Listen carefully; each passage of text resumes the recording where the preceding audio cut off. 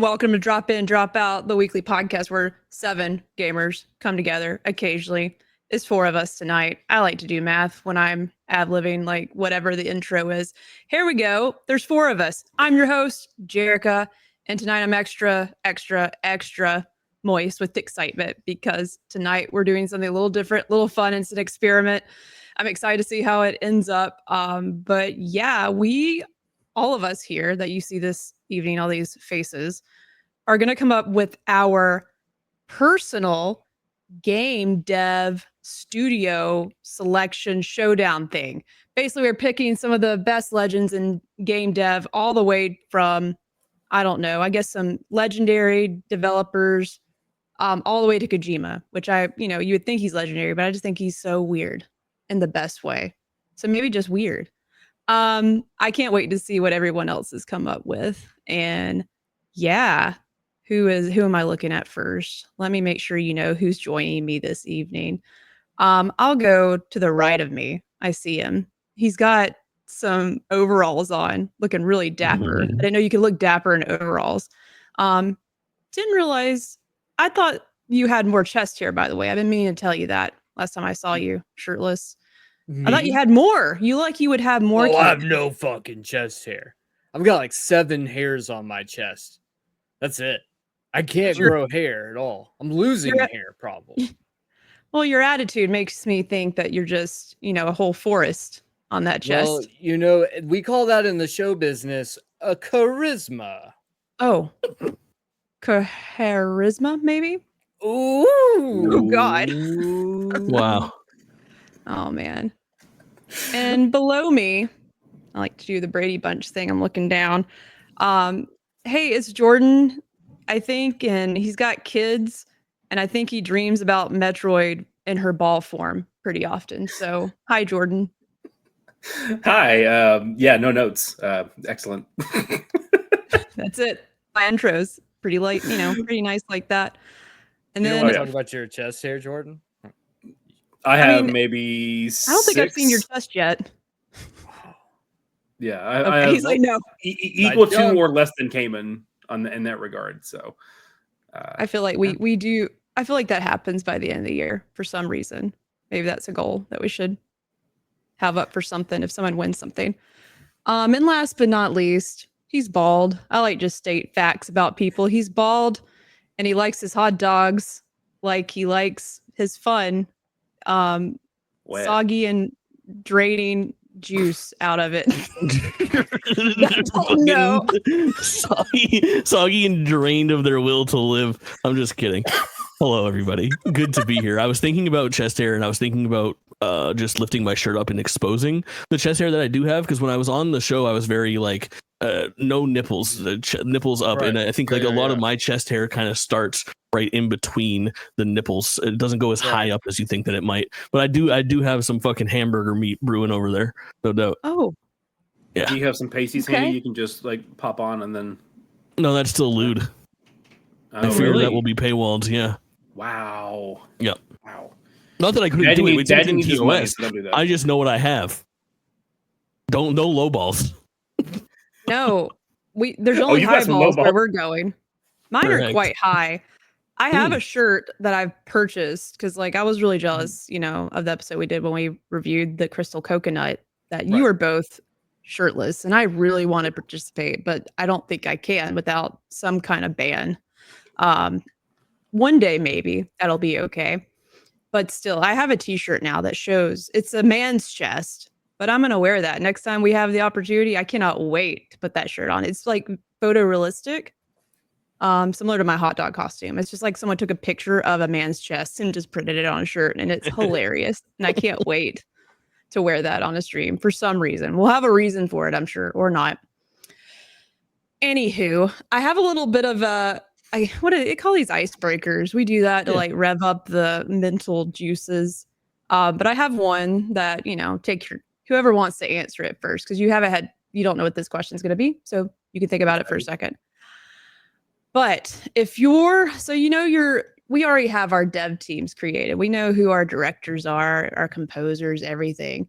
But if your studio that you come up with tonight had a mascot, what would it be? Without giving too much away about the theme of the studio. What would the mascot? That's tough. Mine, the first thing that I came up with, I was going to give away too much of a tell, but mine would be probably a like. You guys know the Neversoft logo where it's got like with the fucking with the eyeball eye. and the eyeball gets fucking impaled. I've always thought about how much I like the fact that like their logo is also their kind of mascot. Like I think in one of the Tony Hawk games you could play as that eyeball. Am I wrong about that? No, I remember that. Mm-hmm. Yep. Yeah. And I think that without giving too much away, I can be more specific at the end of the show if you remember. I would love my mascot to be involved in my studio's logo. Hell yeah. It won't be an eyeball and it won't be impaled, but I can't wait to know what this object is. I can't wait. Yeah. It's a penis. It's a penis. Oh, right. It's all true. I'm just gonna go let the cat in the bag. It's a fucking penis. Jordan. Is the penis wearing overalls? No, Jake. It would just be Jake's logo penis. Oh, right. Yeah. Oh, no, Jake. The thing that gets impaled is Jake's penis. much like a standard bris. Yes. I feel like it would be disingenuous if I didn't choose Dookie the Diver, the dumpster dive mascot, the raccoon with toxic waste coming out of his mouth. I love him. That cute little fucker. Just Dookie the Diver. I mean, I can't do it. You have yours, Jordan? I'm trying to rack my brain, and I think it might just be a brain. The brain is probably sad. Oh, but sad doing brain. something Sad brain. about it, you know? Sad Brain Studios. That's cool. Ooh. Very modern of you. I love a title or a name. You know, I've been listening to Wet Leg lately. It's a new band I've discovered thanks to Kojima. Wet Leg. Oh, yeah. Always listening to music that on the chaise long. Yeah. Oh snap. Oh yeah. Yeah. Oh yeah. And Wet Leg, what a name. I want a band name. I want a band with a cool name. So maybe we'll add that to the list. I can play the triangle and make goat sounds. Can I ask a little bit more about Wet Leg that all three of you guys seem to know and I don't? No. Sure. What the fuck is the name supposed to be? What does it indicate? To me, I can only think of one thing. A penis? I don't know. I always wondered if that was like is slang for something. A wet leg. It's my wet leg over there. I don't know what wet leg means. I don't know. Yeah. I've only heard like 3 or 4 songs. I haven't got like too deep into their discography or anything like that to know any lore. I mean, they're hypersexual, so like I feel like then are they really? I mean, yeah. I don't know what you consider hyper. That's hard to ask me because, like, different levels of sexual. Okay, let me. Vibes. Okay, maybe medium. Medium sexual. A Okay, little more like she's a little fucking freak if you want to look her up. The lead singer of Wet Leg. Sure, she's like a little alien, creepy in a hot way. You know what I'm talking about? I feel like chaise long is about just like having sex on the chaise long all day long. I'm pretty sure that's the course. Yeah. Yeah. All day long, yeah. The whole new album is phenomenal. The whole album's a banger, and that's just rare these days, in my opinion. So it is. More often than not, she seems to be in a pose where she's just flexing her muscles, much like the late Hulk Hogan. Nah, oh God. Here's the thing about Hulk Hogan. Oh, I'm gonna go ahead and get this out there now. Okay. He's the only man who, live while recording his own sex tape, just loudly say that he had diarrhea from eating bad sushi. Didn't know that fact. Dude. This is news to me as well. There's a crazy narrative. I've seen nobody except for like myself and people that are poking fun out of it secretly say negative things about Hulk Hogan today. Everything's just been like, oh, it's sad Hulk Hogan. What a wrestling legend. Like, do you guys know about Hulk Hogan's fucking legacy? Dude, it is tarnished as fuck. I don't know what kind of internet circles you run in, Jake. All the things I'm seeing are like, yes, finally. Oh, no shit. Okay, perfect. You can only imagine the circles I run in. And I mean, I'd rather not. speaking of I was sort of not inspired yet to create my mascot either, and inspired by, just ripping your outfit off. That's what he did, right? I feel like a lot of wrestlers just rip off their tops. Yeah, I for feel like sure. that's a normal thing. I will say, I think my logo would be just a hairy chest. Oh, I like And I that. think that'll I be love really it. funny after you hear about my studio in a Mm. cool way. Because okay. just like the chat, we see High Score Weekly mentioned that I have more chest hair than any of you. And I appreciate that accurate. statement. It's very That's true. accurate. You wonder why I have to keep it covered up like completely. There's nothing that you can see because there's a lot of chest hair there. We have a first time chat from Rebecca saying, "Isn't today literally the day he got fired for saying the N word?" And I think today's the day he got Probably. fired from this earth. Wow. So yeah, it I'm all adds kind up. of. I'm a What were little. the odds? I'm a little disappointed, Jerica, that your logo, your mascot wasn't just Hulk Hogan's lifeless corpse. Fuck it. No, he's got a bare baby smooth chest, greased up, oily, like pale as shit now, apparently. This is fucking flipped over.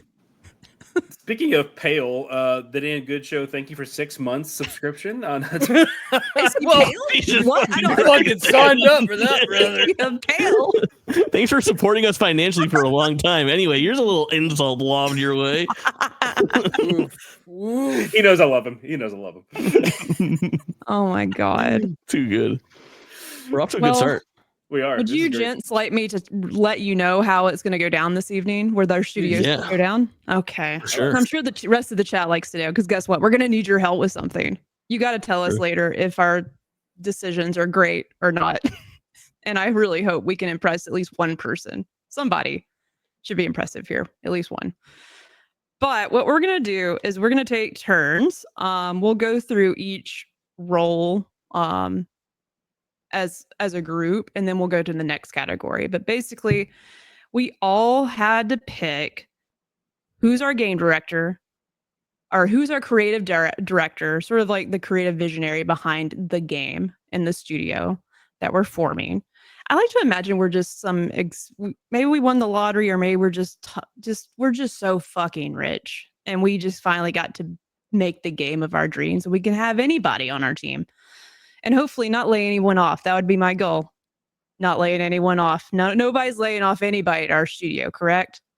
Unless that was planned for somebody. Oh God. I think it would be really fun at the end of this, where if we all had 6 at the very end, after we've made our decisions, we all have to lay off 33% of our fucking workforce and drop 2 people from our team. And come up with a social post. And how would you say it to the world? Yeah. What is In the your worst wall of way. text?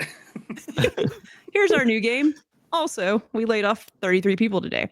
In keeping with current trends, correct. Right. All right.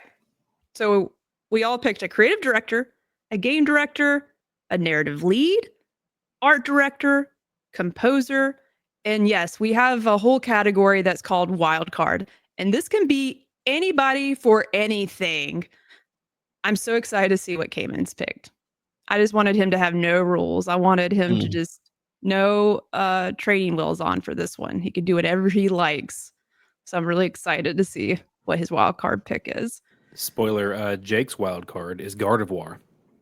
And you know what that's for. Fuck, I need to change some decisions that I've made. It's a very good idea.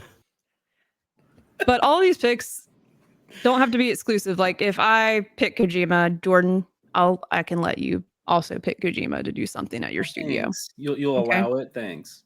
Yeah. I don't think all of us pick Kojima for everything.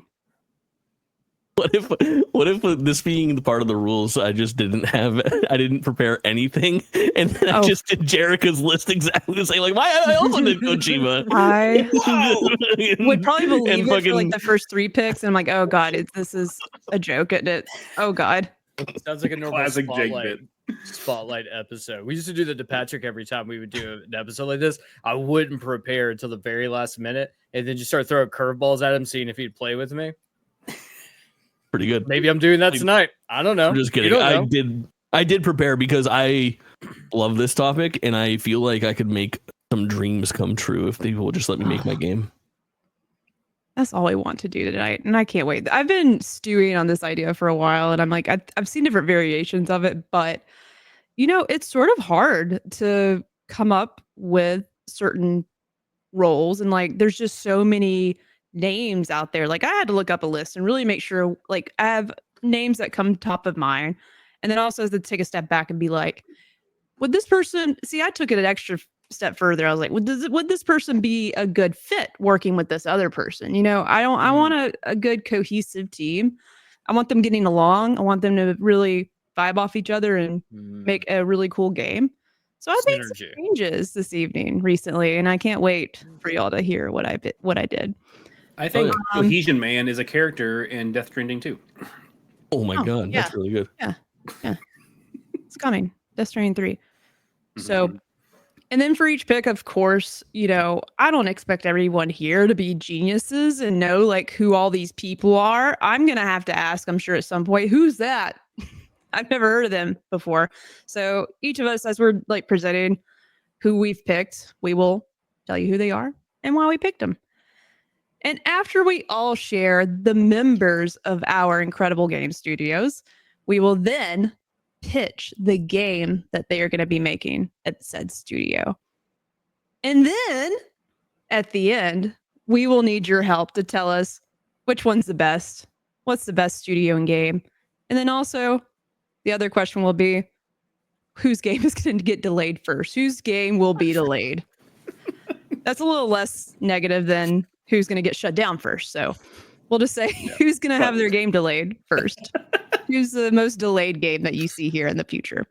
So I look forward to seeing what you guys think here in a little while.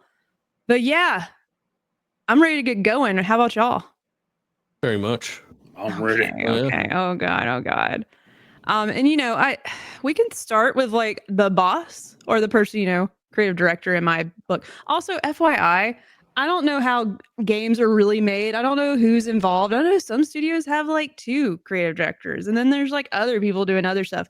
I didn't even get to, hey, who's going to help make the game? There's roles and stuff. No one had to have an HR person. So I can't wait to see what kind of games we're making and who's doing what. There's no rules with no HR. So if you are like, this don't make any sense, well, who cares? I don't. I did my best trying to put together a fun way to create a dev studio. So yeah, I asked y'all a question and I forgot what it was. Oh, do you want to start at the bottom, like composer? We'll leave wildcards for last. But do you want to start with, you want to go top level? Yeah. Okay. Well, we will go through round 1 where each of us shares who do we pick for our game directors? And I'd love to start with Jordan. I don't know. He just has a face that says, I'm ready to go all the time. He's eager to respond to every single question I have. So I'm going to pick you to go first. Yay. So I'm sorry, which one did you say, creative or game director? Creative director, sir. Who is your creative director? Mine is Samuel Lakington. Sam Lake, from Remedy, of course, for those who do not know. So I love, especially, obviously, Alan Wake 2 leaned a bit more into the horror stuff, the jump scares. I wanted to steer a little bit more toward the Control vibes, where it's like otherworldly, spooky, not necessarily like straight up horror, but that's the kind of vibe I'm going to sprinkle into to start us off with. I like that sprinkle. Like a little scary sprinkle. Who wants to sprinkle? Jake, you want to go? Yeah, sure. I am very excited because I think my creative director pick is maybe my strongest pick. I am going with Hisashi Nogami. Does anyone know who this man is? Nope. Oh, no, I don't know. No. You would know him if they were announcing a new Splatoon and he came out wearing a lab coat and started making shapes with his hands in a Nintendo Direct. Does that sound familiar? Yeah, a little bit. Okay, so he is like quietly behind Miyamoto and like Onuma, behind like Mario and like Zelda and all that. Probably the most important person at Nintendo right now making video games. And he is like a one step removed. He's not quite like the director. He's like creative director. He's overseeing teams, but he is responsible for 2 of the biggest franchises right now that Nintendo has, and 2 of like the most innovative, I would say, franchises as well. He is the person behind Splatoon 1, 2, and 3, as well as the upcoming one, and Animal Crossing he took over as well. So Animal Crossing New Horizons, which is one of Nintendo's biggest fucking hits in recent memory, is also part of his repertoire. And to not get too far ahead on like what kind of game that I am making here, the reason why I selected him as my creative director is he is really good at building like overworlds in areas to like exist in, if that makes sense. Like the common theme to his games, although they are vastly different between like an Animal Crossing and a Splatoon, is that you do have these like common areas. Like obviously you have your island and your house and these areas that you can be very creative in Animal Crossing, but then you also have places like Inkopolis in Splatoon, which are very like living, breathing cities that you don't often see in Nintendo's that act as like hub worlds. And I think that is a very special thing in video games, something I talk about often, and I know that he can bring that to the table among making sure that things are weird. He's a weird guy. I like that. I love it. Innovation. You're right. Yeah. I didn't know his name. But now that you speak the truths of what he's been behind, that's smart pick. Yeah. Okay. Well, he might be beat here. Okay. Truth of the Mies as well. What? Truth of the Wheeze? Mies. Like when they were making the like the Wii. Truth Yeah, of like the those Wii. characters. The Truth of the Wii is different. You might be good at that too. All right. Kamen. Who's leading the creative vision for your studio? Coming off the heels of Jake's, I'm going to select a creative director that is probably just as sexual, just maybe with less tentacles involved. And that is Katsura Hashino, the creative director behind the Persona and Metaphor Fantasia. And so what I am specifically looking for is the core gameplay elements from Persona and Metaphor of just a traditional great JRPG base with a timeline, an end date, and like all those good relationships. I want all that juju in this game. And let me tell you, that's the safest pick I've got so far. It's going to go fucking off rails from here. Just fucking wait.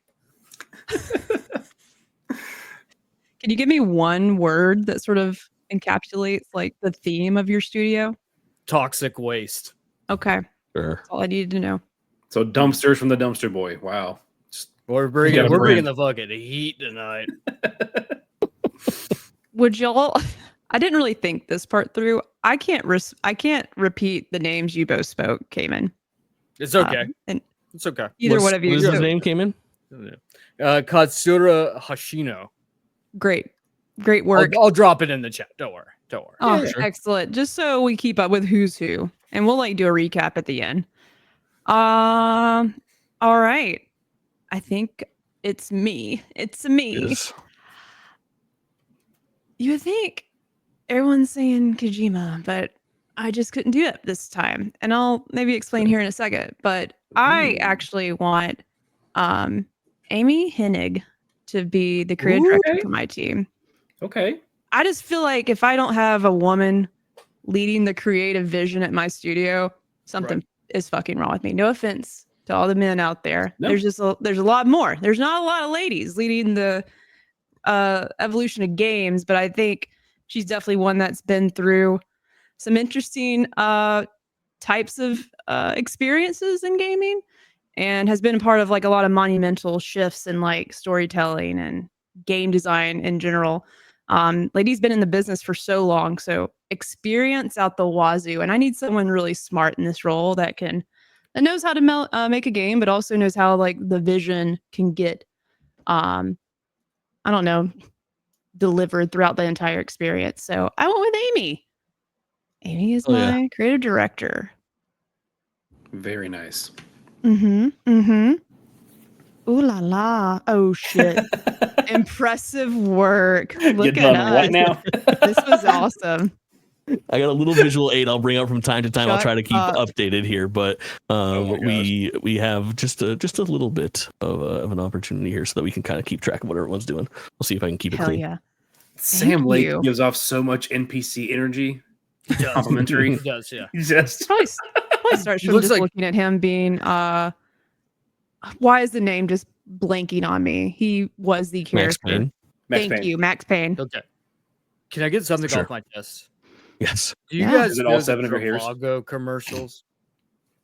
Sorry, what'd you say, buddy? The Travago commercial? Vaguely. Yeah. Okay. So there's this guy that's like in a few of them who is like, he's some foreign guy. Like he's got to be Swedish. And I swear it is Sam Lake energy. Every time I see him, I'm like, this is like if Sam Lake had a brother that was like uglier and like maybe sounds a little bit more American. This fucking guy, if you know the Travago guy, you know what I'm talking about. It's the Travago guy. Travago guy. Let me look this up. If you even know what fucking if you guys don't watch a I don't lot know. of 2B like I do, then you probably don't see the 2B, Travago dude. commercials. Travago Okay. guy. Great Oh, I Tubi feel like reference. I feel like I've seen him. Or maybe he's just such a guy-looking guy. He looks like other people. I don't know. He does have that kind of face. He's got that kind of face. Tubi Which or one, not Sam Tubi, Lake or Kamen. Travago guy? Maybe you're onto something. He's my game director. You stole my thunder. I'm so sorry. I'm so sorry. It's okay. It's all right. Travago. All right, game director time. Who's going to be leading the way for making sure the game gets made properly? And just pretty much this person has like their hands in terms of development and making sure that the vision is carried out. So I don't know. Is it fine just to keep going in the order we've been going? Are y'all comfortable with that? Yeah. I don't know why. I'm There's something about like, I guess maybe I swap with Kamen because I do sure. enjoy Kamen going last. It's almost like the grand finale every time. You're Maybe putting too I'm much gonna- pressure on my shoulders. I'm about to make Okay. Sonic Legends 3. Okay. So Spoilers. I'm sorry, I just ruined it. That's my game. I'm making Sonic Legends 3. Is there a second Sonic Legends game? I don't know. I don't don't think there's a care. first one. What the fuck is Sonic What? Legends? What? You mean Sonic has gone this long and not had a Legends in the title? What? No, dude. Fuck? I guess it could be your game then. The first one. He's Okay, pulling a Jordan. what is it, the goat games where it like went from Goat Simulator 1 to 3. They just skipped 2 entirely. That's what Kamen's trying to do for Sonic here. I think it's brilliant. It's a really smart idea. It is. So my game director, believe it or not, I actually had to look up this person's name because despite being a huge fan, didn't know who led the way. His name is, I believe, is Mark Pacini. It's like Pacini. He was the game director at Retro Studios for the entire Metroid Prime trilogy. So I want my game to kind of have a lot of that heavy on exploration, uncovering secrets and clues and lore, that kind of thing. So I really want him to have his hands in that. You have his hands in me. What? Perfect. Exploring the caves of Kamen. Jake, here's your game director. Listen, I had to go for the low hanging fruit on this one. Everything else, I feel like I got something like inspired pick.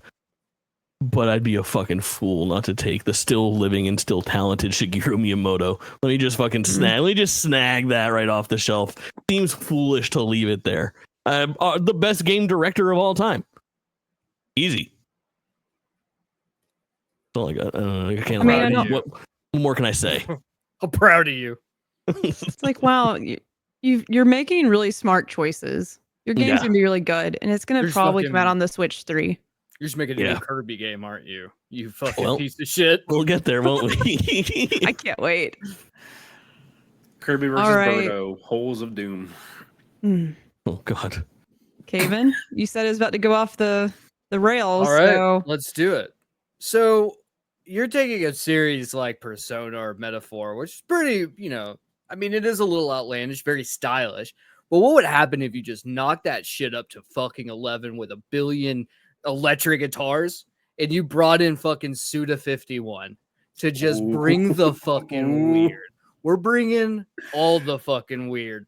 And now keep in mind, we're reining him into making an actual game that functions properly because we've got the backbone, here. We've got the backbone. Well, now we got Suda 51 and he's, I mean, It's gonna get dicey. But I love having him at the reins, and this fucker's never putting down an electric guitar. Whole time he's making this game, he's just fucking shredded in his leather jacket. Dude's so fucking cool. Honestly, the coolest guy to probably ever exist. I bet he smokes cigarettes. That's how cool he is. That's the fucking coolest. Do you think he and Kojima like have hung out, or do they get along? Or are they like big villains? Smoke cigarettes together. Oh, okay. They smoke cigarettes together. They smoke cigs together. Do they probably talk about anything specific?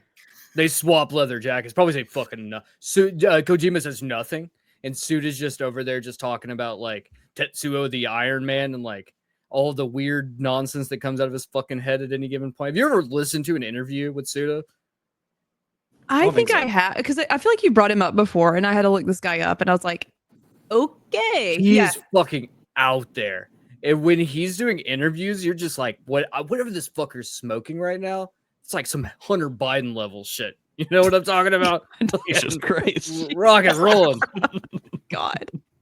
We stay current on this podcast. Oh, man. Always. Great pull, Kamen.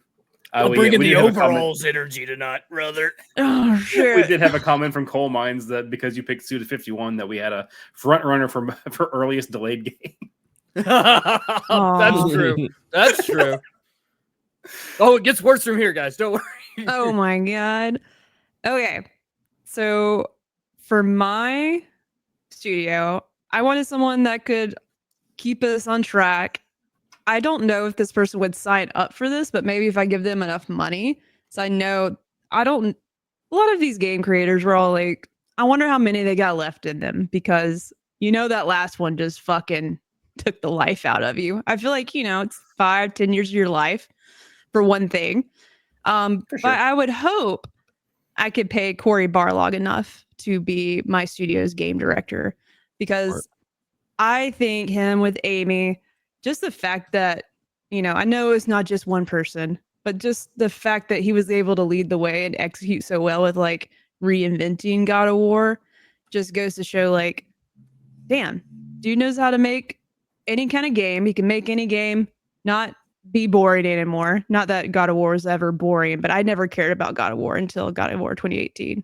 So if he can make me care about a game that didn't look like something I would care about, I know Kamen's passionate about is a very specific thing in the old God of War games. There was like a cutscene somewhere that's very good. Just wasn't my cup of tea at the time. So I like to think that, hey, if he can reinvent that everyone is also still a fan of God of War, including new folks like me. I want that guy on my team. So Corey Barlog, my game director. Look at that. Good. Oh, yeah. Yeah. Oh, he's about to go nuts. Our teams are filling out for sure.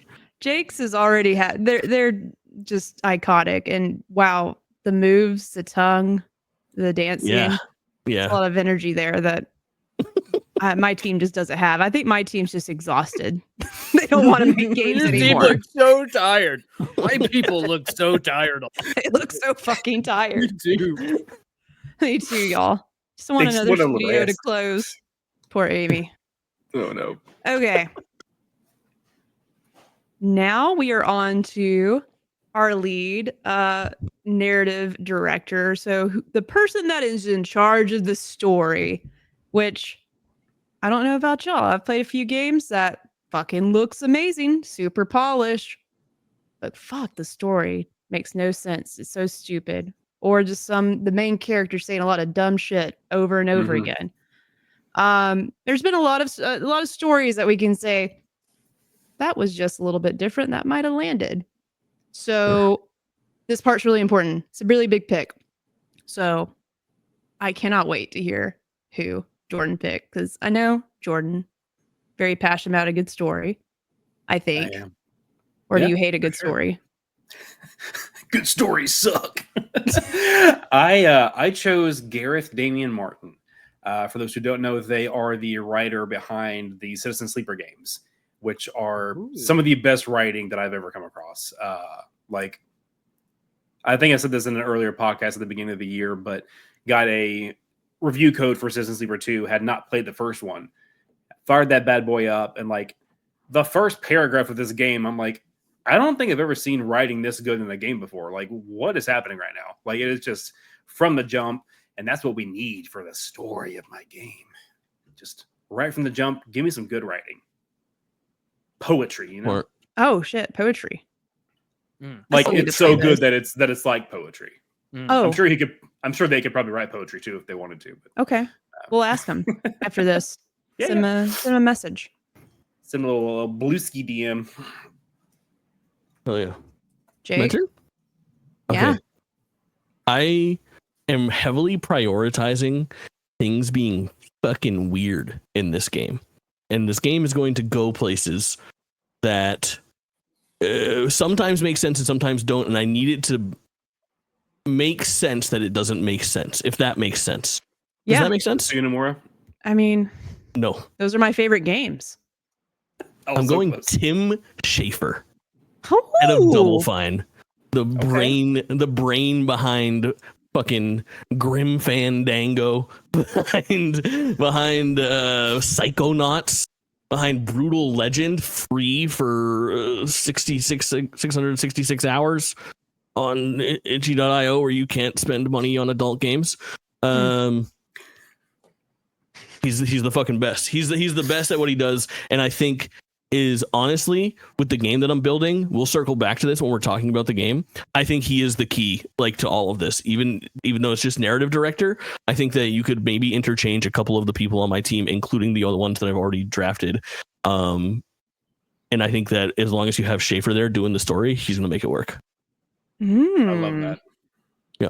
Wow. I think you're cooking something over there. I smell a cake. I smell like cake in the oven. It smells a little bit like a vanilla thing. Vanilla, maybe? Yeah, cinnamon? I love it. Nice. Cinnamon vanilla. Yeah, it's a coffee cake crumble. Oh. I love this for audio listeners later. This was not intentional, I don't think. But as soon as Jerica said, "Oh, you're cooking over there," Jake did something on his side of things where his the right side of his face lit up orange from his screen for a second. He was literally cooking. That was I'm multitasking over here. I'm making a beautiful fucking collage of faces. He's got one of those easy bake ovens, you know, or like the creepy crawler. Like, do you know those were built on the same thing? One was for boys and one was for girls. But guess what? My sister loved making creepy crawlers, and guess what? I loved easy baking in that oven. Oh. And we both burnt our hands equally. Same. I was always bummed the bugs weren't edible, like the stuff you would make the bugs out of. I really wanted to eat them. So yeah, I don't think they were toxic, obviously, because it was for children. But man, this opportunity gotta be to one make of those edible. The stupidest fucking ideas for a toy ever. Like, that is. Or when I get on eBay, dangerous. There must be a fire hazard. So many kids with like 2nd-degree burns on their hands and shit. Like, it is just made to fail. My random brain's about to just go off, but I would love to like do it. This is so off the rails and just off topic, but I would love to be like pretending to sell a house, and you walk in, it's just like easy bake oven and like fake little shit all over the house. Like, instead of like a real kitchen, it's like just these baby little ovens. I don't know if anyone would ever want to watch that, but I mean, no, I would. I'd fucking watch it. I'd buy the house. For sure. Now, like, there's nothing wrong with it. It's completely normal. Okay. Kamen, who's telling your story? All right. So here's the thing. I forgot to draft this particular position. So I'm stealing Jake's. And I'm also going with Tim Schafer. That's a lie. Jake fucking stole that from me. I've had him on my list the entire time. Entire fucking time. But I'm not going to go and bloviate about Tim Schafer's acumen. Jake's already done that. What I'll tell you is I want him for 2 things, 3 things, 4 things. I want him to tell. I want a story that's full of heart, that's weird as fuck, that makes a lot of poop jokes and a lot of sexual innuendos. And that is literally Tim Schafer's bread and butter. And I think we're fucking cooking with what is what they say, cooking with, is it grease? Is that what fucking Guy Fieri says? Yeah. I say cooking with pussy sauce. Yeah, that's what I say. Go back. I don't think on my bingo card for life, I never expected to hear pussy sauce and Guy Fieri in the same sentence. It's a pretty I want to easy go back layup, and man. record it because I just like to hear Jordan say pussy. So Right, yeah, Oh, exactly. we got that locked in now. We got that All right, locked in. I got a question, Jordan. When we started drop in, drop out, prior to like the meeting of drop in, drop out, how many times outside of like talking about like a cat did you say the word pussy in your life? I mean, Maybe I got you wrong, and it's like dozens, but I feel like it's single digits. every day, tell him. I mean, it wasn't like every day, but Right. it was probably in the dozens. I mean, like, Okay. especially because there was that, Oh, yeah. we had like an inside joke with some friends of ours because there's that, what's her face? Was it Iggy Azalea that has a song that's just like pussy? Probably. Pussy. Yeah. Like just, Yeah. that's like the chorus of the song is just, That sounds right. I and heard that song, but now I do. as you would expect, it's terrible, but Right. you know, Sure. it wasn't Very like never said it, but also not like do you think you say every it day. more now though? No. Oh, okay. Nice. No. We're You just cleaning say it you up more. around here. That's Your what I want to be known for. Making people The say di- pussy more. the Mhm. Dido corruption does have limits. You know, like Right. there's a ceiling, Mm. but We can go further. We can. Let's just say, I was like, let's it's just not say for lack there's of a fucking trying. pelvic floor to the Dido corruption. The night's young, Jordan. There's plenty of time for us to get you to say things. You will try. I have picked for my narrative lead. I'm about to jump in. Mary DeMarle. DeMarle. I don't know how you say your last name. Who dat? I learned about who this was because I was like really blown away by the story in Guardians of the Galaxy, the game that came out like 3 or 4 years ago. Like it knocked my socks off, and I could care less about. I mean, I go see the Marvel movies, but I just usually not a big like superhero IP. Like if there's a game, I'm gonna play it. But I picked it up because I just kept hearing a lot of great things about the story, and I was like, holy shit, this is really good. The story is probably my favorite part of the game. The game at some points a little too long, so we would dial that back, but I don't know if that was her fault. But at every point, the characters interacting with each other, incredible. I would say like I enjoyed that Guardians of the Galaxy storyline, if not more than the movie. So, and also known for Deus Ex, which I've never played. Never What? played it. Yeah. So, and she was involved with that story too. I did not know that was the same Also- person. Hired by BioWare working on the next Mass Effect. Oh, smart. Good pickup. That's coming out this century. Jerica, have you ever heard my This might, Deus might Ex not. story from when I worked at GameStop? No.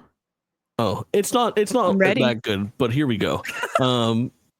Much like you can imagine, I worked at GameStop. I was like a clerk at the front desk, and they were like, "You need to get 3 reserves today, or we're gonna write you up, Jake." And I was like, "I'm gonna get fucking 5, you son of a bitch."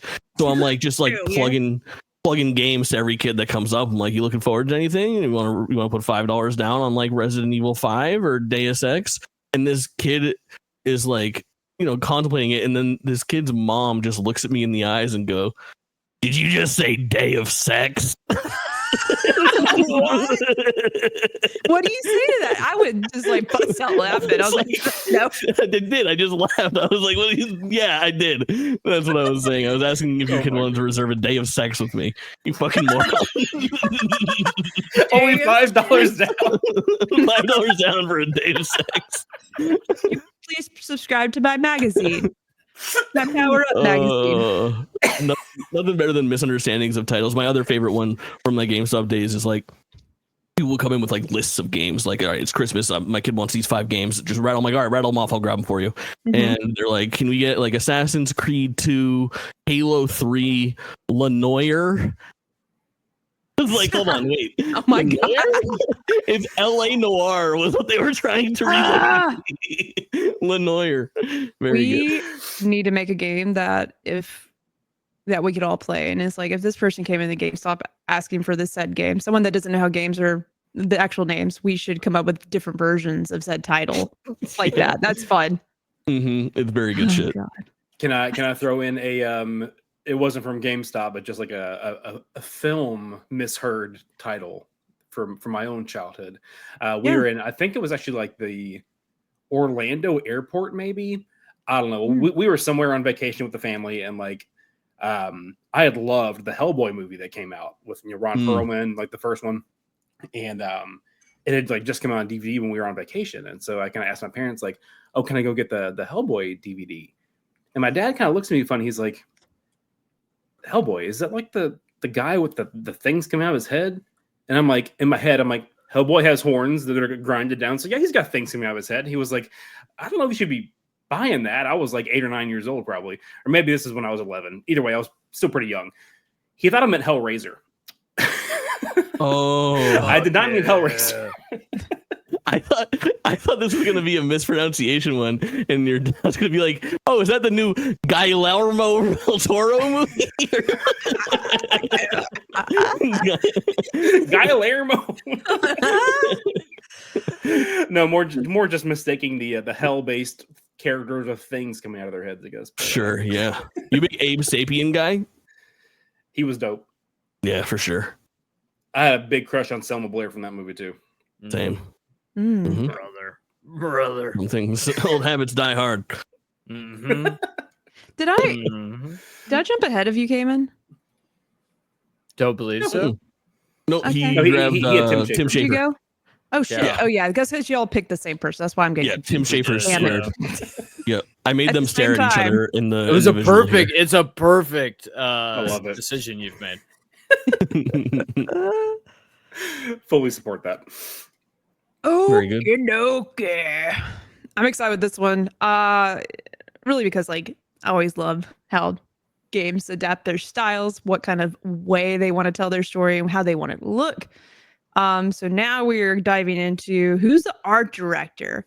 You know, who's setting the mood and the style for your game. Cog, lay it on me. I'm going to completely shock all three of you and our entire audience with this pick.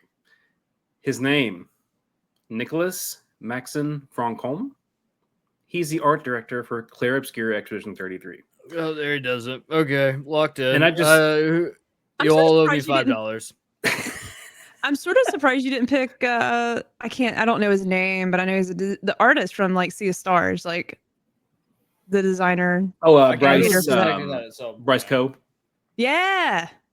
Yeah, he's incredible. But not I just as want everybody incredible, to just seems. everybody just close your eyes and just try to imagine like the whole supernatural, bordering on horror weirdness of a Sam Lake setting with that visual style from Clair Obscur. Come on. I will Jake, not accept. I Jake will wasn't not closing accept his people eyes. talking. Do you know? I you know hate that when feeling? people say That Sea of reminds me- Stars. Also, I was gonna say, I hate that play when they're in the, sometimes you're just in a place and like people are praying. No offense to anyone that prays, but sometimes you're just like, I don't want to pray with all these people because they might stab me if I close my eyes. I'm just sometimes in those situations, but I felt like one of those moments, I didn't want to close my eyes because no one else was closing their eyes, and Jordan asked us to close our eyes, and no one was doing it. So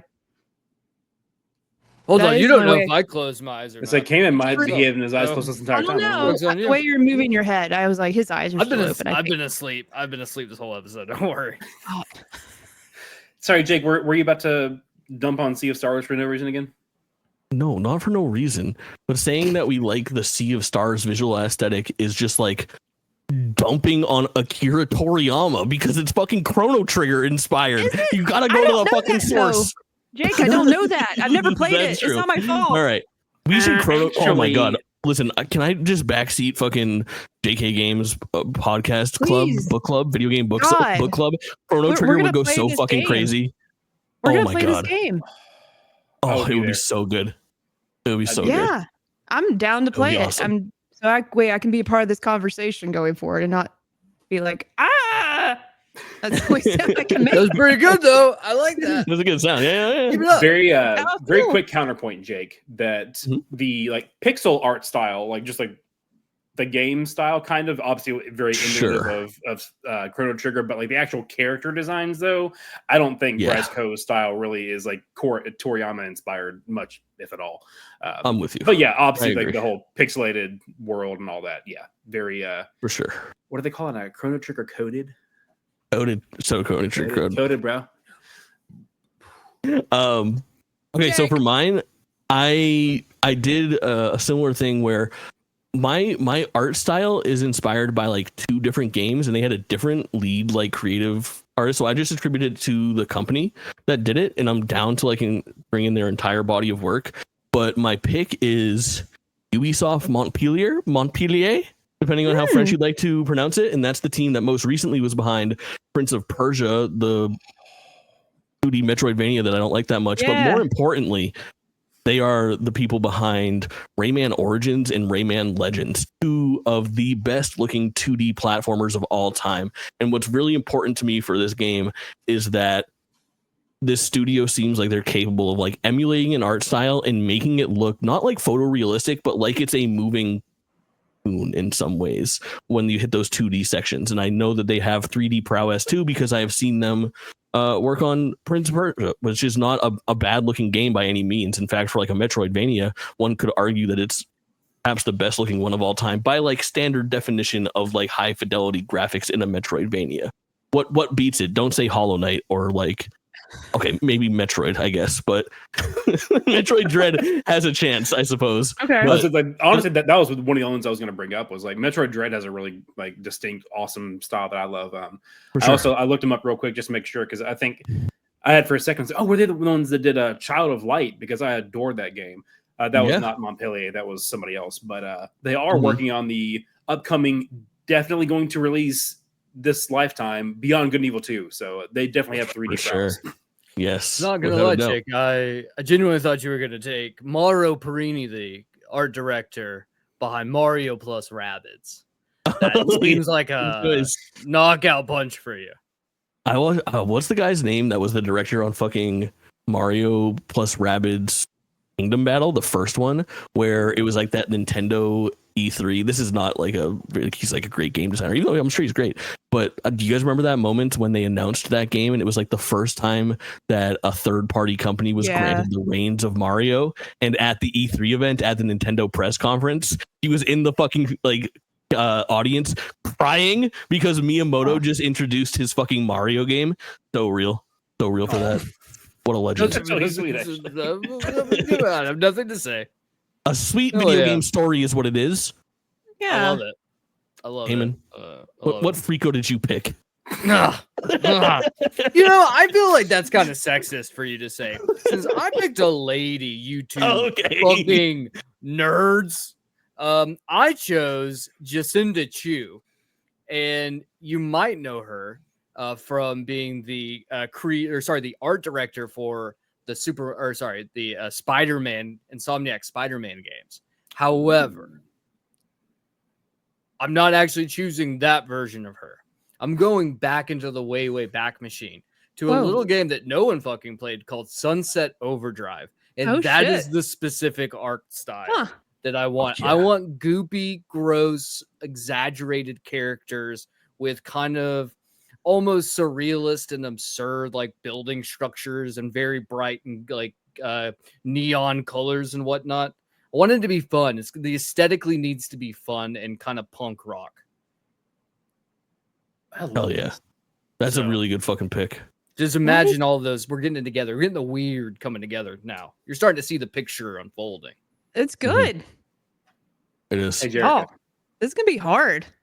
Huh? If this hasn't already been said in the past 53 minutes and 43 seconds. Okay. Great idea for this episode. Yeah, this shit rules. This is excellent. I wish we could go deeper with it. There's, so many more people we could add to the mix, but I don't want to be here all night. I'm glad you're having fun. This is some nerdy shit. I don't want to be here all night, but I'm glad you're having fun. I don't. I am having fun, but I can't have fun like this all night because Grandma's got to go to bed. So good. I have to go soon, sweetie, but I'm glad you're here. I mean, down the road, who's to say we can't give an update on our fictional studio and what process they're on when they're on our fictional game? Yeah, like who got laid off? Yeah, there's definitely going to be layoffs 6 months down the road. Who got bought out by Microsoft? Yeah. God. But who was your art director, Jerica?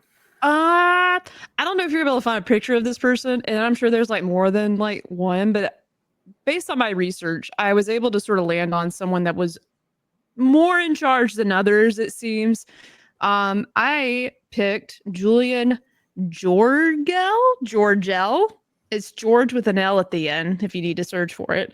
But that was the art director working at Fortiche on Arcane. I love this. It was just a pick. That's I was good. ready. I need Arcane style aesthetics ASAP in a video game. Like, it doesn't need to be Riot either. I literally Fortiche. I want someone with that kind of style, like, working on my game. And this gentleman seemed to be heavily involved with all of it, and from the designing of characters and the worlds and landscapes. Like, it looks so fucking good. I love this style. I really can't put a name to it versus just like, it's like if something was painted, like this is hand drawn, but it's animated really well to the point where, it's stylized, but it's almost realistic. I don't know. I'm not an artist. That's why I'm hiring this guy. And he's French. So I'm in the same boat, like, Jordan over there. Sure. I like a good French artiste on my team. That shit rules. I need more French things in my life besides mustard and French fries. I don't know. Is mustard French? Why did I call that French? I don't know. There's a thing called French mustard. Frenches. Yeah. Maybe that's why. Okay. Whew. Grey Poupon sounds French. Yeah, it does. I think that's Canadian, actually. Oh, no, that's basically French. Jacob, confused as to why we all have art style, and then you just have a logo for a completely different company. I don't know, man. I'm just trying to cook here behind the scenes and podcast a little bit, I'll fix it. I'm just letting this all down right now. I think it's a good visual representation of our studios. Was it ripping off someone else's work? Yeah, that's a good representation, Jacob. That's the fucking premise of this episode. You got literally all of Mario right now. You got all Mario right now. Man. Diablo 420 makes a good point. Dijon mustard. Dijon is in France. Oh. That sounds, yeah. Dijon sounds right. mustard. And also, denim comes from Nîmes, France. Denim. It's denim. Sure. Denise. Okay. Denise. Alrighty. Man, we're looking hot over here. Look at us go. Look at these teams. Mm-hmm. Oh, okay. I'm starting to think it's time to get our buns out of the oven. But we're not pregnant. I don't know why I said that. That's a pregnant thing, right? I think so. I think so. I don't think they call it getting the bun out of the oven. That sounds more It's like a called termination than a C-section, pregnancy. Jordan, don't shade. Jesus Christ. It's almost time to take the cupcakes out of the oven because they're burning our games. So we're almost at the end. That's me trying to say we're almost at the end here. We're wrapping up. Yeah. Yeah. So now on to the music.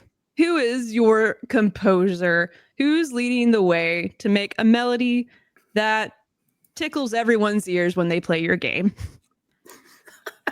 This was really one of the hardest ones for me because, again, just me being me, one of my first thoughts was Lorien Testar from Clair Obscur. But then I was like, who's somebody else that's a bit more... My team's pretty white right now. I wanted some more diversity in it. But I wanted to find like someone that had that similar style of being able to both like make you want to rock out and then also make you want to cry like in the next piece that they do. And I'm going to try my best. I believe the pronunciation is Keiichi Okabe. He was the composer for Nier Automata and some of the other Nier games. And some other stuff. That soundtrack, like, again, you want to bop, you want to cry, you want to punch something. It's all in there, So I want that kind of like dynamic, emotional range for the story we're telling. So, Oh yeah, I love ranges. I love different emotions, and I love crying. And then at one point when you were talking about rocking out, I just always want to say the other word. For some reason, I can say pussy, but the other word's really hard for me to say sometimes. Really? I can say both very easily. Can you give it a go right now, Jade? Can you give it the one? Huh? What's that thing called? I don't follow. Please explain. The way I can say it, I thought about playing soccer like in college, but I just didn't want to move around that much. But I'm going somewhere where this mascot was a gamecock. So I always used to see the girls soccer team had a sign all the time that was out there like girls soccer. Let's give a round of applause to Cognitive Clips for 5 picks in finally choosing a person who's not a white male. Let's go. Yeah, that's Let's true. fucking go. I should probably just leave the podcast. I feel like as a woman here, I should be the most inclusive with my team. I feel like everyone's HR person is a lady at every game studio. If you look it up, it's a woman. It's a women, which makes sense, I guess. But damn, why is it always a lady that has to keep the HR stuff in check? Yeah, all right. They got them feelings and more whatnot. Intimidating to keep someone like Jake in line. Like Kamen. I think you should be our HR person here at Honestly, Drop In, Drop Out. Of all of us, I'd probably be the best one. Okay. I fear I have done like 4 years of HR work in my life, which is insane. And that means I have the most HR experience in this company. Whoa. That is upsetting. Excuse me. What would you say HR work? Specifically, attending classes you're forced to by HR. It's not count as work, my man. Training doesn't count. 4 years they were keeping me on this straight and narrow. You know the rules now. Yeah, for sure. I was confused a few times. Then I left. We couldn't fire him though. He was a diversity hire for his hairs. Right. So true. I'm gonna do a Photoshop of you for Coldplay Gate. It's gonna be you there being snuggled up on the big screen. With who? Jake and Jordan just for sure. Get a little reach around up there on top of the Coldplay concert. Jordan dodges out of the way, and I embrace the camera and point at it. Yeah, you're not ashamed. Thumbs up. I'm like, oh man, I shouldn't have been here. That's fucking finally. Damn it. Little freaking credit. Look at what I've accomplished here. Are you guys ready for my pick? Yeah. Well, what are we doing again? I don't remember. I chose the most important person that's ever made music. Well, okay, honestly, I thought about going for like Koji Kondo because that's such a fucking layup. Like that's the Miyamoto pick of music, where if you want somebody who's just like good at making prolific shit. And then I was also thinking about like Nobuo Uematsu, which is like the guy behind a lot of like the Final Fantasy stuff that is like incredibly good. But I landed on somebody who I think is better at doing a combination of both whimsy and emotional music. And we went with Yoko Shimomura, who is the person behind the Kingdom Hearts franchise primarily, and has worked on a bunch of other stuff as well. But very, very good combination, because it's going to be important to me that my game is not only fun, but also will make you cry. And sounds good. I was just hoping you would say, and it sounds good. Oh yeah, it'll sound fine. Hey Jake, that pick was that pick was pretty simple and clean. Hey, now that's what I'm talking about. Pretty good. Yoko out of my mind. All right. Okay. So I was gonna go with Stephen Root, who is the music director of Burnout 3 Takedown. But I felt like that was a little on the nose and just not weird enough. So I'm going with Yu Miyake, who is probably best known, at least for me, as the guy who did the soundtrack for Katamari Damacy, but also did all the soundtracks for all of the Tekken games past Tekken 3. So he knows how to use an electric guitar. And he also did like songs for both Persona 4 Dancing All Night and Persona 3 Dancing All Night. So the goal here is that it's all earworms, man. I want you, every single level that you play, or every single area, every single song that comes on is a fucking earworm. It's some shit that later you go put on like some jazz band who's playing they're playing fucking covers of the fucking Katamari Damacy theme song. That's the kind of shit just burrows deep into your brain as you're fucking running around, fucking mutant shit, and everything's fucking gross and goopy, and you got the fucking and you're just like, oh fuck yeah, you're just fucking bopping, man, bopping. That's the theme here, is you're bopping. Oh yeah. I'm gonna retroactively just scrub my entire list and just do a horror game, and the only music piece is just Baby Park, as it just keeps getting faster as the laps go on. While being chased by like horrifying. A demon. Yeah. Who's your pick, Jerica? I was so glad I could pick this one. I found a loophole because I was like, oh, I can't pick Ooh. two people from two similar things, but technically this guy belongs to no one. And I'm picking Wood Kid because I That's just fair. finished That's playing Death That's fair. Stranding 2. Obviously, I love Arcane, and that's how I've been introduced to this incredible, also French. I think he's French too. French musician. Because this guy's got some range and list, like not just making the music, but like helping design the music for the games and the show. Like he is like technically a composer for Death Stranding 2 as well. And there's like there's a lot of music in Death Stranding 2, a lot of Wood Kid songs that he has his hands in. But there's one specific song. Oh, there's an ad. I can never remember the name, but if I see it, I know what it is. Asphalt Maelstrom. That song is like just, if you also love Metal Gear and like electric music, and just this song just is the perfect song if you're, I don't know, running late to work and you don't give a fuck. That's what you have playing. Asphalt Maelstrom? Yeah, I was literally running late early the other morning and I didn't care. And I played that shit and I felt cool. And I parked and stayed in my car a few extra minutes just because I could. I love that. And it's because of that song. So I want, different levels. And not only can it go hard and like a lot of electronic music, beats, dude's got some vocals. He can sound like a kitten or a lion. I don't know if that's the way to describe him. His voice gets so deep and he can get so high. It's amazing. A kitten or a lion. I love it.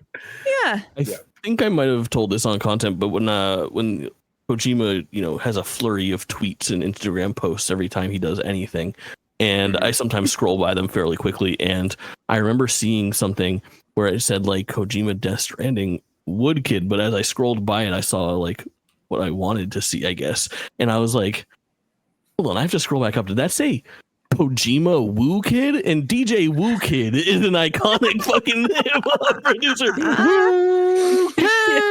I was like, you gotta be fucking kidding me. That would have been inspired. Oh wow.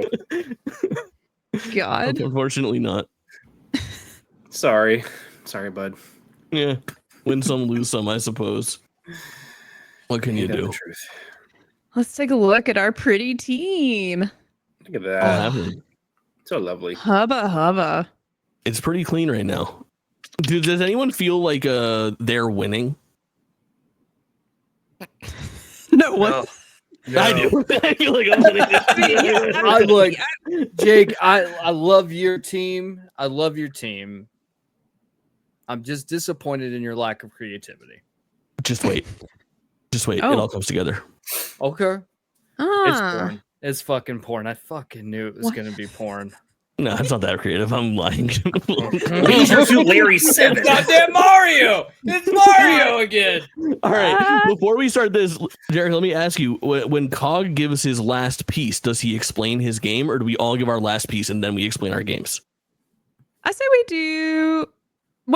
I guess it's really up to you. What makes sense for y'all. I'm up for either or. I don't want to make this decision. Might be easier for us to explain our game in real time if the wild card, I think. Yeah. Okay. That's so the wild card sort of lands the plane for our concept here. All right. It lays out the tarmac for our plane. Is that nope? You know what I mean? Tarmac, yeah. Tarmac is the trade. You can use the word landing strip, but my head goes somewhere else. Hey, we're putting down landing strips for our planes with our wild cards. Okay. Last category is what it is. It's a wild card. This is anybody you can add to your studio for any kind of creative influence. It doesn't matter. They can do anything there. They can literally be someone that's helping take out the trash. Like, I don't know, like whatever you want. Someone that could be giving you a massage while you're at work. I didn't want to give you all any of these ideas because I was really scared where it could go, but this literally can be anybody doing anything at your studio. So. And we did just land on, I'm going to give it and then transition that into explaining my game, right? Yes. Yes. If that's cool with you. Yes, it is. Nice. My wild card. finally getting a woman on the roster. Sorry, everyone. Wow. Gonna have to go on an apology tour after this, I guess. But my wild card pick is Jerica Lindbeck. Phenomenal voiceover actress. And I want the player character to have like almost kind of like how Veilguard did it, where there's like 3 or 4 different options for the character's voice. Like I want her to be one of them, like front and center, because I just love all of her work. And what she'd be voicing. The premise is this: you are the only one who has come back from the anomaly. Not the final name. I couldn't think of anything cool to call it. But there's an anomaly. Whoa. The problem is you're on the outside of it now from being on the inside, but you don't know how you survived it or even what happened when you were inside.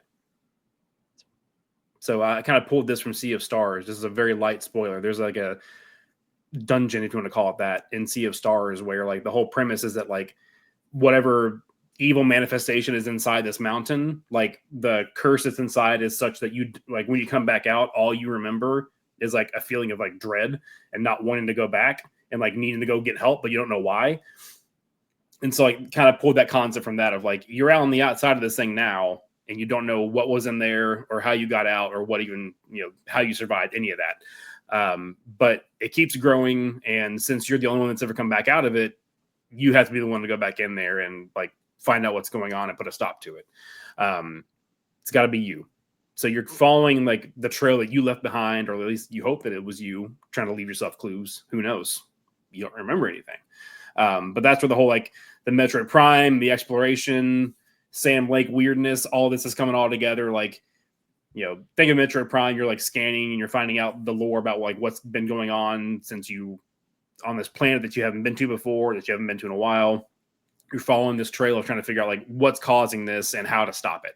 And so you're searching for answers. You're trying to save the world that and above all else, survive. So I want it to be like an action. I do want there to be action, kind of like Control. I kind of wanted to focus more on, you're using Jesse's powers a lot more than, or I don't know, a lot more, but the mix of like a weapon and the powers, I kind of want to lean more toward the powers. I don't want a whole like, oh, cool, I got a pistol and now I got a machine gun. Like that's boring to me for this type of a setting. So I kind of want it to be like weird, otherworldly kind of powers that you're wielding. Get some skill trees in there, little upgrades here and there to how to make your abilities stronger.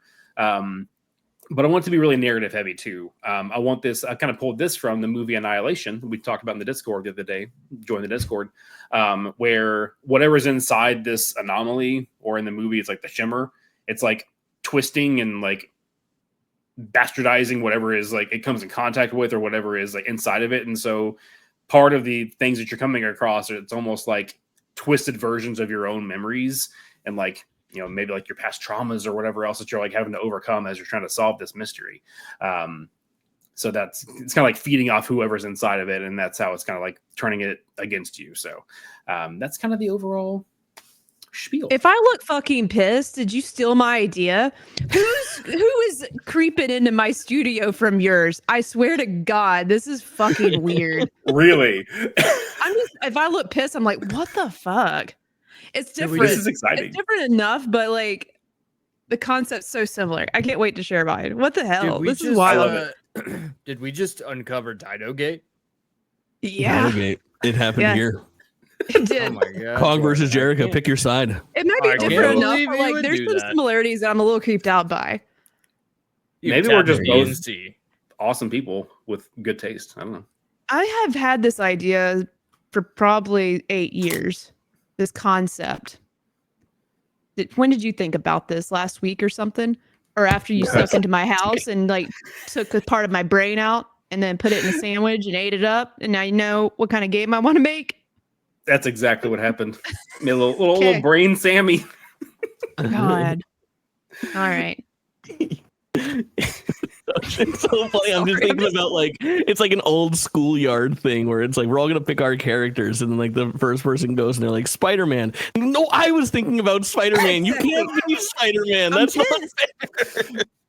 It was really good though. I'm sorry, I responded in not the best way, but great pitch, Cog, and I guess we're both cool. I'll have to. I won't go too overlong. Control. There were aspects of Control that also felt like it was ripped from like a story idea that I was like jotting down in college. Of like, so I'll have to regale you with that tale here some other time. But. I love a good regale. I had a dream about the plot of Inception, and I'm pretty sure that somebody incepted that from me. I love it. Oh shit! I'm gonna shock you, Jacob. I'm gonna shock you. Yes, that was my favorite movie for several years. Yeah, it's so fucking good. It's still up there. Nolan doesn't miss. Still Inception. We're all still living in Inception right now. Correct. Yeah. That'd be correct. Great. Leonardo DiCaprio's just waiting to date me. What? At the end of Dido, we'll all wake up and we'll be able to do this night after night for the rest of our fucking eternities. We're all 24-year-old blonde-haired, blue-eyed models laying in Leo's bed, just ready for him to kick us out. That bastard. And you know me, perpetually ready to jump out the fucking window. Correct. With that Zimmer score going too, we're also just crying and hugging our children. That we all have, apparently. Not just me. No, in my dreams, I still don't have any. All right, my turn. Go. Can't wait for Mario 4. Fuck, man. It's Super Mario Bros. Forever. It's the name of it. No fucking way. No. Super Mario Bros. Forever. And it's one last fucking romp. Charles Martinet is back as Mario, but only for the Marios that he voiced. It also stars a brand new Mario, and it is a Nintendo game that takes pride in its history the same way that Astrobot took pride in PlayStation's history, but for Mario Universe and like Donkey Kong exclusively, the things that overlap there. And the idea is kind of Sonic Generation build, where you have like classic Sonic meeting modern Sonic. So you have those 2D levels, you have those 3D levels, and you play kind of through the years. And it is an emotional journey as much as it is a celebration of the old guard of Mario and kind of the new guard of Mario that have stepped in, where we have like the new Mario Brothers Wonder team. We have like the Odyssey team that, truth be told, Miyamoto and Martinet are not really part of anymore. But you have this kind of new school with Nintendo and an art style that can be all its own, that I think would look distinctly different than a lot of the Mario games that we've come to know and love. Initially, when I was writing this down, I thought maybe this would be Mario 128, like the sequel to Mario 64 that we never got, because we haven't had a 3D Mario that doesn't kind of have that hook. A traditional, just like platformer, no flood strapped to your back, no spherical levels or transformations, just Mario sweet platforming.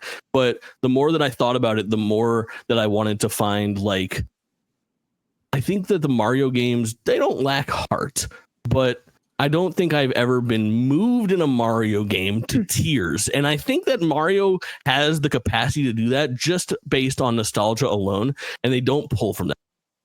It can happen. Can happen. I would love to weep at a Mario game. That's pretty cool, Jake. Not gonna lie. Good. Cool. So happy. So good. Okay.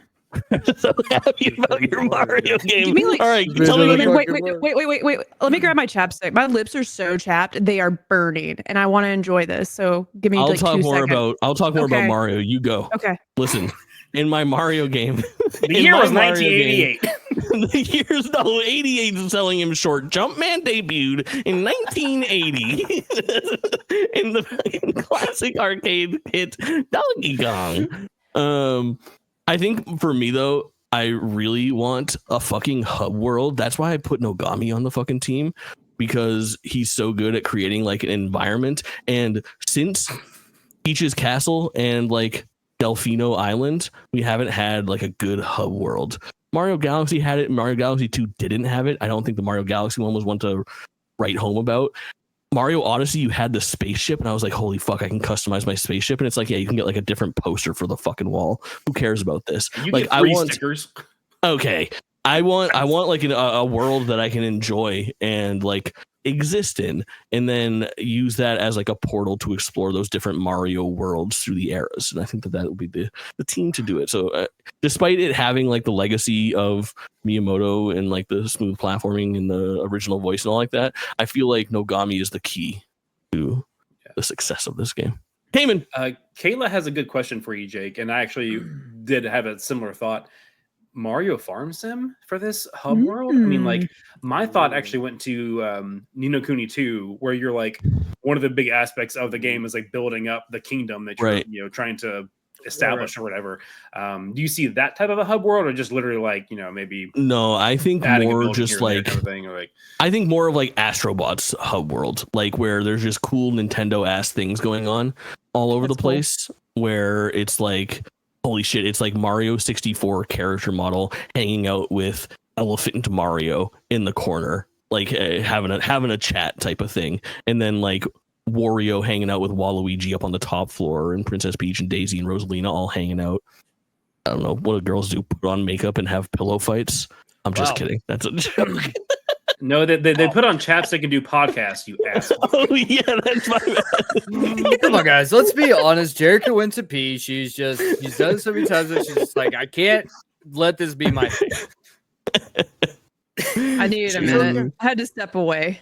She was still mad that I incepted her idea by accident. My worry about farming sim is that it gets too close to my sweet idea for my Princess Peach game, where Princess Peach's parents die and she becomes Queen Peach and she has to run the Mushroom Kingdom. No, that's a different game.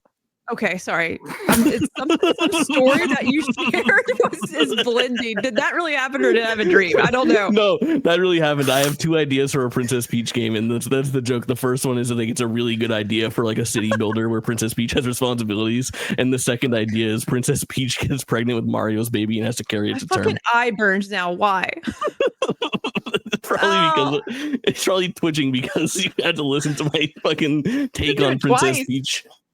That's the classic Jake twitch. The eyes. God. After he talks to him. Of course.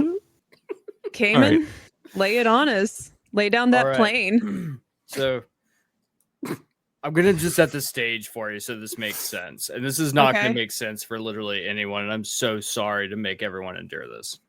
Sure. My wild card is that the story. Now keep in mind, Tim Schafer's the narrative lead, but the story is by Lloyd Kaufman, the head of founder of Troma Entertainment, the creators of Toxic Avenger. And my game is actually set in Tromaville, where you get to build out a party in turn-based Persona-style combat, where you are just hanging around fucking Tromaville. You get to go out on dates with Toxic Avenger or Sergeant Kabuki Man. And you can go to the fucking nuclear power plant or the dump or the diner. It is the thing is as the game progresses, you're essentially going to a countdown of like the nuclear reactor going off. So the citizens of Tromaville are getting mutated into these gross, goopy monsters. And you get into like hyper stylized turn-based combat against all these mutated, gross creatures that are like citizens of Tromaville.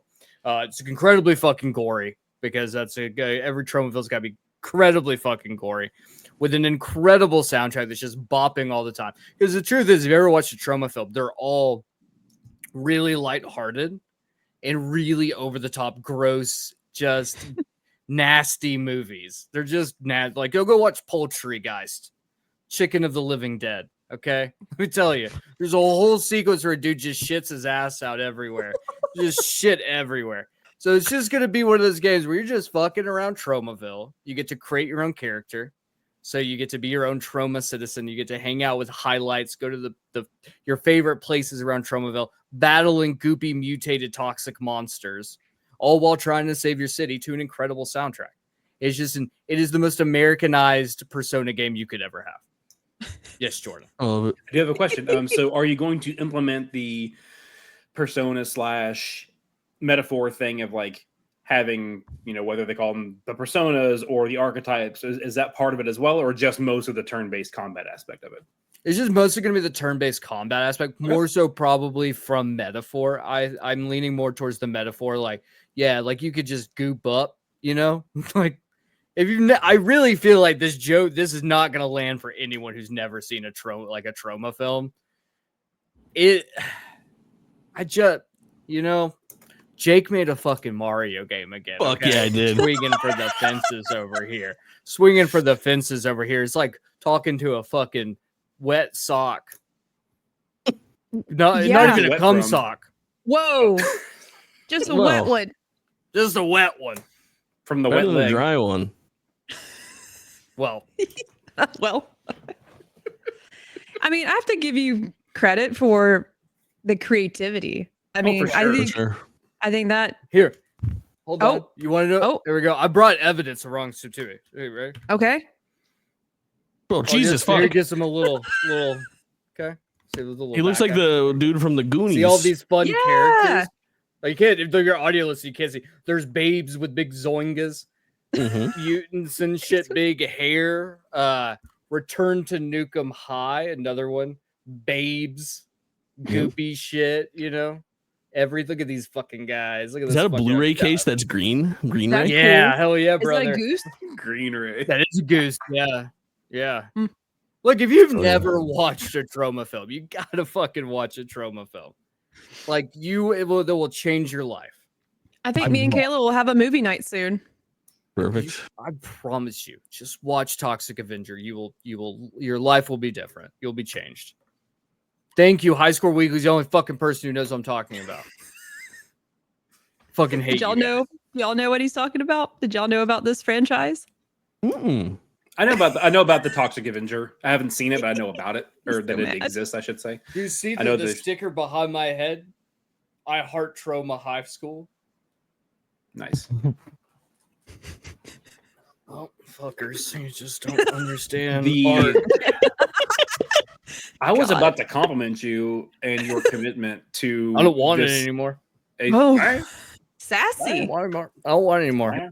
Wow. Wow. I'm gonna go sit over here in my overalls. Okay. Hey, are those overall shorts? Are they pants? No, they are pants. They're full. The problem. Oh, yeah, those are is sick. ass. Oh, There's no shit. ass in this, you know? Damn. Like, Sure. Is that an They get no overalls problem ass. or a you problem? Comfortable. I think it's a me problem, and I don't think the overalls are helping. I will, you know, we see so much of the top half of our bodies. I think you're the first dino ass I've ever seen. Thanks. Yeah. Ass Great. ranking win. Ass ranking win. Patrick you guys want to wins. guess if Patrick's you guys gonna wanna win, guess? so I Patrick hear. wins. Yeah, Jesus it was fucking- just Really? right Does up there. Patrick have a fucking ass? Dude's Apparently it's fucking huge. donk is just He's Really? massive. Yeah. I'm He's a the fucking- dumper boy. He No is shit. the dumper boy. It Can you is. put a his Can you put a drink donk on that is thing? Just something. Yes. Does he got the shelf? You can just get a whole plate of nachos on it. Wow. There's Very a head specific. to it that doesn't I'm feel all- natural. I'm all thighs. I got tree trunks, baby. Okay. Fucking kick a hole in the wall. I'm all trunk. Nice. We'll take that. That's this part of your body. Dog? Just What are where you? most of my meat is. I'm just Right, kidding. You yeah. know. Oh, Not a oh, penis. use, baby. I think it would be a trunk. That's what I feel like I learned that in elementary school. Like this part of your body's called the trunk. Sure is. Am I correct? I feel like have we everyone had says this cog- conversation before? Yeah. all cock. All cock. That's all me. I tried to make my name cocked in Dude's clip so fucking they could packing. get it on YouTube, so I had to. Speaking of hogs, let me tell you about my game. There are no hogs in it, so that does no transition that makes sense. But maybe one day there'll be hogs in there. This is the main character talking here, but I'm not the voice actress, so this isn't actually how the character is going to sound. I'm just going to try my best. Every time I die, I wake up somewhere else. New world, new body, same question. Why me? I love it. I'm So my sad. wild card, just imagine not me saying that, but the Emma D'Arcy, hope I said their name right. That is Yeah. my Just wild D'Arcy. card pick. That's the main Good character pull. in my game. Before Kojima gets to scan this person, I'm fucking scanning them. They're coming over Mhm. tonight and I'm scanning them to put in my game. Kojima's not in my studio, by the way. Did y'all notice that? Yeah, crazy. Kojima's in Pleasantly nobody's surprised. studio, by the way. Listen, I feel like Washed. I feel like Kojima is such, not going to say, someone that micromanages, but I feel like Kojima's got his hands in everything. And I just sort of don't need that at this studio just yet. I want us to try to make Right. our own thing. And I think he wouldn't come to my studio. It doesn't matter how much money I throw at him. So I got a scan Emma before Kojima does. But that is going to be the main character in my game. If you don't know who Emma D'Arcy is, House of the Dragon, that's all you need to know. That's Isn't really only Superwoman, Supergirl? That's Millie No. Alcock. Oh, the other one. Sorry, Yes. can't keep up with them. Can't. No, they're actually not the other one. They're the same person, I believe, but Emma D'Arcy, they play the adult, and Oh, yes, I Millie forget there's a Alcock, lot she of- plays the like kid version. Like I Right? said, I can't keep up. I can't keep track of the two. If you saw what the actors look like outside of their roles, you would know immediately, Kamen, why I like Emma a lot. Oh, I'll I know say. exactly. Okay, why. okay, If cool. only Yes. if only we had some kind of visual Yes. aid that included a picture. Thank you. Oh, Oh. so true. Look Okay. at this. Look at these games. Game Studio. Kayla says gay. That's why. I want that tattooed on my body. Yeah, Quoted that by is good. Kayla. I want in quotes Kayla. God Put damn it it, on my Kayla. left ass cheek. Right on the trunk. Yeah, I'll put it Right on my there. trunk. Okay, here's my game. And I'm not going to go into details like I really want to, but and it's a similar, not that it's identical to Jordan's concept, but I've always had this idea for a game where, and it might have been done. It might have already been done, but I don't really, it doesn't stand out to me. I just want my experience for my players to be this game. You don't know what's going to happen every time this character dies. You're put in a whole other type of game. So this is the premise. So you've been reborn multiple times across multiple timelines, universes, genres of games. Something or someone is pulling the strings. The only thing you have every time you die, you wake up in a whole other world. So like there's different genres inside the game. And I think about Nier Automata, like different types of gameplay, like, top down, sort of arcadey style. You might have third person, like Uncharted. That's why I got Amy on the team. Like I want some Uncharted gameplay, Last of Us gameplay. That's a realistic looking game. But I want like arcadey, like I want a different genre every time this character dies and wakes up and it's like, what the fuck is happening this time? Do they remember every time? Sometimes they do. Sometimes they don't. Sometimes they remember a couple other extra things, but I haven't really fleshed that out yet. But there is a pretty much I would say a companion character that is constant in all of these scenarios when you die and get reborn. And it's a Tamagotchi companion. I just randomly thought about that. And I thought that'd be funny as shit. And it's rude. It's mean. It's like, bitch, why'd you do that again? Why do you keep dying? I know everything about you, but I'm not going to tell you until you find your purpose. And the purpose, the character's like, what does that mean? Is that a person or are you just trying to be literal here? We don't know what purpose is. It might be an AI. It might be a person. I don't know. Could be your mom. I don't fucking know yet. Wow. But Love I consider not like Deathloop, but a loop death system. Not the strand system that we all know and love, but a loop death system where, every time you die, the game is completely different and your character's put in a different situation. So, and I feel like there's an idea there, and I would love for everyone on this beautiful team to make it real. And God, Emma D'Arcy in arcane style would just be so great to play as over and over and over again. And even romance options, like in Mass Effect. Zero gravity, baby. So true. All I'm gonna So say. if you die, does your relationship status like reset to the beginning, Yeah. or can you find them again? I don't know. That's a good concept. Maybe we form a studio together, Cog. We should. Ooh. All right. That might be a lot of talent. Before I put up the poll, can we go around in the order that we explained and just do like the literally not, I'm not even going to say like a 30-second pitch, do like the 10-second 1 or 2 sentences. What is your game before we have people vote on which is the right one?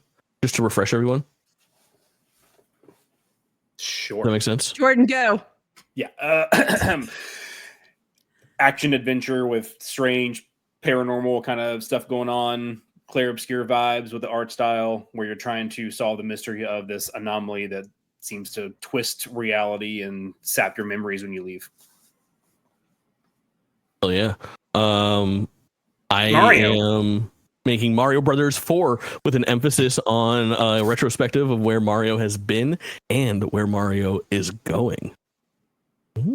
Spoiler, it's the hot tub. Yeah, Maybe. nerds. Mine is Fucking nerds before this explanation, by the way.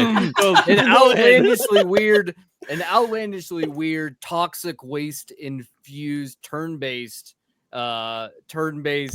JRPG, ARPG, whatever RPG, doesn't fucking matter. It's in America, where you get to hang out with a bunch of mutated freaks that are on your party, go on dates at the fucking junkyard, and you're trying to save your city from an impending doom of a nuclear disaster. Bow. Oh yeah. My game is a third-party action game that has a little bit of every genre inside of it. Every time you die, you wake up in a different reality, different types of gameplay mechanics each and every time. And you get to be Emma D'Arcy and have this really mean-ass Tamagotchi that keeps talking to you and giving you really cryptic messages. It's a dog, by the way. I forgot to tell you, it's a dog. Or a prairie dog. I haven't really landed on which. Ooh. I don't accept either. Ooh. Hell yeah. The poll is up as we speak. You can vote on who has the best game/studio. Hey, well, we got like 90 seconds for that to all play out. What if you can't play your own game? Which game do you want to play? I'm going Jerica's game. I think the different genres is really appealing to me. I would like to see where that. I feel like you get halfway through that game and you'll end up having all these crazy moments of like, holy fuck, Chapter 7 is a racing game. Like, what the fuck is this? Like, maybe I realized I stole inspiration from whatever game that guy had come out earlier this year, and it feels like a decade ago. Split Fiction. Second. But way better. Sure. A single person game. Split Second's better. No other. You don't have to worry about someone else holding you back. Rutger Hauer's 1991 classic Split Second, where he comes his pants in the first 10 minutes of the movie. Right. What? That happens. I was thinking about the vehicular combat game that came out in like 2011. Never heard of it. Don't know what you're talking about. 30 seconds left in the poll. Pretty split right now. 29% Cog, 29% Jake, 14% Kamen, 29% There Jerica. is a fucking sympathy vote for me right now. That's all it is. Not me. I didn't vote for my own game. So, which game would you play if you couldn't pick your own? I actively voted for Jerica's game in the poll. So, oh hell yeah! I can't vote for yours now. I would have done the same, but I didn't realize I could vote also. It's all right. It's okay. I like Jerica's concept a lot. Fine. Kamen, I would play your game because I recognize those characters. I've seen them around. I've seen that art style. You know, I like weird fucking movies and ugly shit, things pooping and throwing up. So I would try this game. Well, you're the only one, so thank you for that. Sorry, I didn't vote for it. Well, you know, shit happens. I think Jake was the winner. Jake's a fucking piece of shit, okay? He just made fucking Mario game. But it was safe. It was a safe bet, and he's maybe helping Nintendo make something that has a little bit more to it than just a fucking Mario game. Nintendo Legacy. Jake, this is the part where I revealed to you that up until like probably this morning, I was struggling with this, and where I kept landing on before I got to this, what I pitched was like a Metroid Prime sequel. Yeah, I get it. Where I was like, the series as a whole, like the whole Metroid series is, I mean, for those who don't know, it's literally like inspired by Alien from, you know, Ridley Scott, and there's her nemesis is named Ridley, is a dragon. But the whole the isolation and the fear and all that stuff is pretty prevalent in the 2D games, and like some of the Prime games are not quite. They don't really lean into it as heavy. Like, I mean, Metroid Dread is dread is in the name, and you're getting stalked by these like immortal robots the entire time. So that's kind of spooky. So I was like, what if they just like leaned really into that for like a Metro Prime sequel, but that pivoted to be more like Control-esque with a protagonist and the powers and all that kind of thing. But I almost went the same route as you did, just with the franchise that I suckled on the toes of. You know? Oh yeah, I was in the same boat as you guys. I don't know how long it took you guys to come up with your like actual pitch, but initially I was like, I'm going to do a Mario game that hasn't been made yet, and I was like, well, they already did fucking soccer and they already did fucking baseball, and I was like, holy shit, Mario's on everything. And for a little while, I was like, Mario football would go fucking crazy, but the cool American football where you toss around the pigskin and you fight some guys. I almost called it a hog skin again.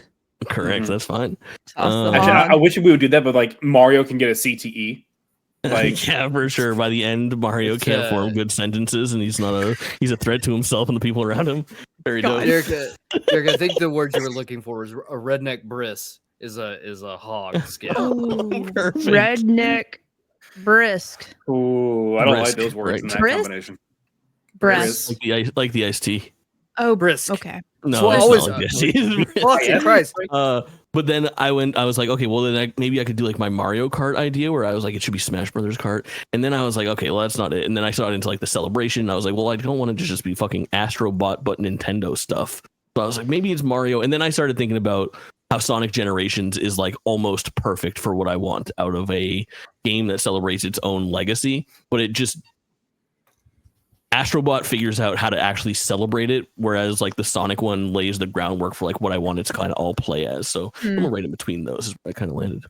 It's an in-betweener.